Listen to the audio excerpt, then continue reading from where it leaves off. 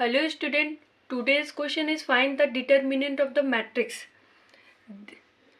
This is block diagonal matrix and A, B, C, D are. First we see the block diagonal matrix. So matrix A is this, matrix B is this, matrix C is this and matrix D is this.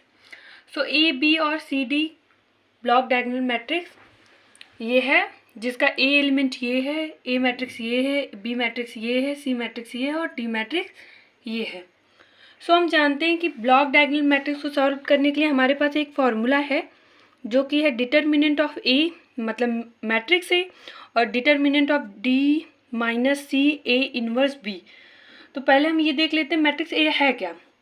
तो अगर ध्यान से देखें तो matrix एक और कुछ नहीं आइडेंटिटी मैट्रिक्स है 3x3 की।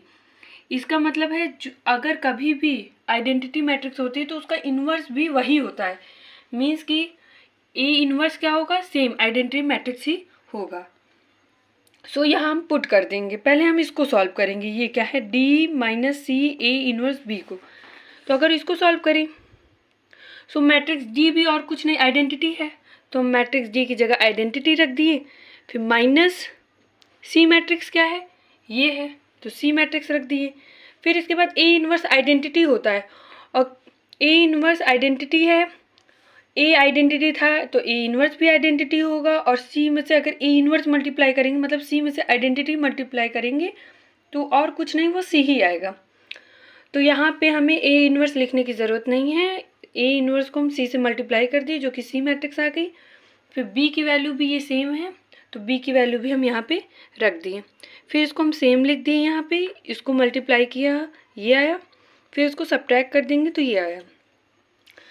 अब अगर हम इसका डिटर्मिनेंट निकालते हैं इस मैट्रिक्स का तो वो और कुछ नहीं 27 आएगा। फिर फॉर्मूला अगर हम देखें तो क्या होगा, determinant of A into this. तो इसका डिटर्मिनेंट की वैल्यू क्या आ गई है, इसके डिटर्मिनेंट की वैल्यू आ गई 27 और डिटर्मिनेंट ए की वैल्यू 1। मतलब कोई भी आइडेंटिटी मैट्रिक्स हो, किसी कितने क्रॉस कितने की भी हो, n क्रॉस n की हो, उसका डिटर्मिनेंट हमेशा 1 आएगा। तो determinant of identity is equal to 1।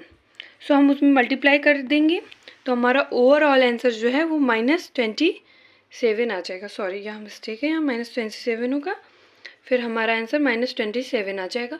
So our correct answer is -27।